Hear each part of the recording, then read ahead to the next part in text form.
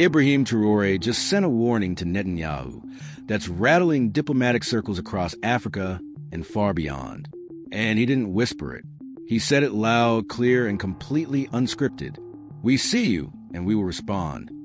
This isn't just posturing. It's a frontline declaration from one of Africa's boldest voices to a prime minister who's grown used to wielding power with impunity.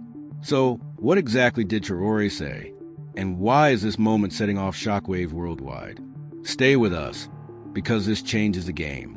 Tensions between African nations and global power players have hit a boiling point. But this time, it's not the usual suspects.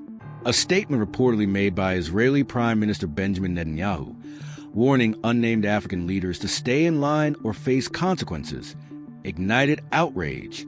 Israeli officials later claimed the words were misunderstood, but the spark had already caught fire. And it was Burkina Faso's President Ibrahim Traoré who refused to wait for clarifications. He fired back in real time during a highly charged press briefing in Ouagadougou.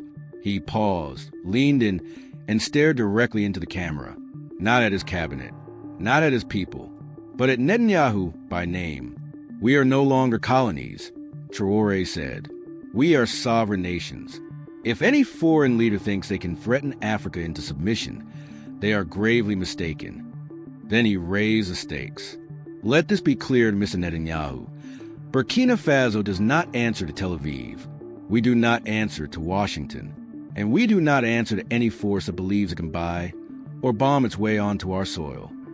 The room went dead quiet. Traoré pressed on. If you come for one of us, you come for all of us. Africa is not yours to threaten. Within minutes, the clip exploded across social media. Pan-African groups, resistance movements, and human rights circles shared it like wildfire. It wasn't just what he said. It was the way he said it. Calm, fierce, and unmistakably defiant. Israel's foreign ministry refused to comment. Western media barely touched the story. But inside the African Union and among grassroots networks from Mali to Niger, Guinea to South Africa, Traoré's warning hit like a war drum. In Mali, Colonel Assimi Goïta reposted the video. In Guinea, Doumbouya issued his own statement backing Traoré's stand. Across African Telegram groups, hashtags like #AfricaUnites and #HandsOffAfrica surged overnight.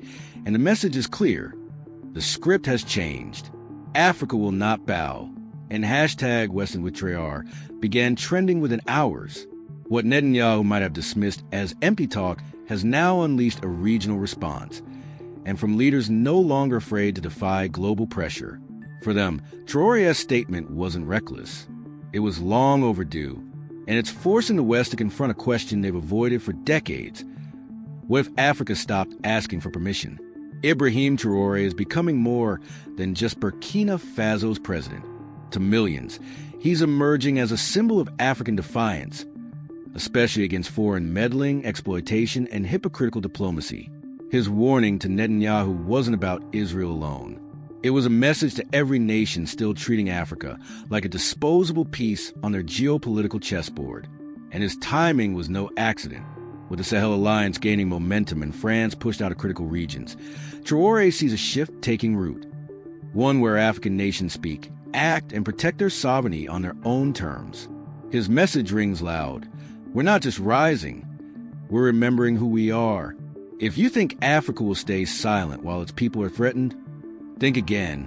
That was Traoré's final line, delivered without notes, without fear, and without the usual diplomatic filters. To some, it was too provocative, but to countless others, it was exactly what they've been waiting to hear. Because for generations, Africa has been pressured, manipulated, threatened, and isolated. But in Traoré, many now see a leader who doesn't back down. Netanyahu hasn't responded publicly, but the silence says it all. And as for Traoré, he's already moved on to the next fight. This is Traoré Uprising. We don't report for clicks. We report for those who've been silenced for far too long. If you believe in the power of a sovereign Africa, if you believe voices like Traoré's need to be heard, hit that subscribe button now. Drop your thoughts below. Do you think Traoré's warning was justified or reckless? Because in this new world rising, silence is no longer an option. If you stand with leaders who refuse to bow, like this video, it's more than a click, It's your statement. Subscribe to Traoré Uprising if you stand for truth, not silence. And tell us in the comments, where are you watching from? Your voice matters. Your presence matters. Let them hear us.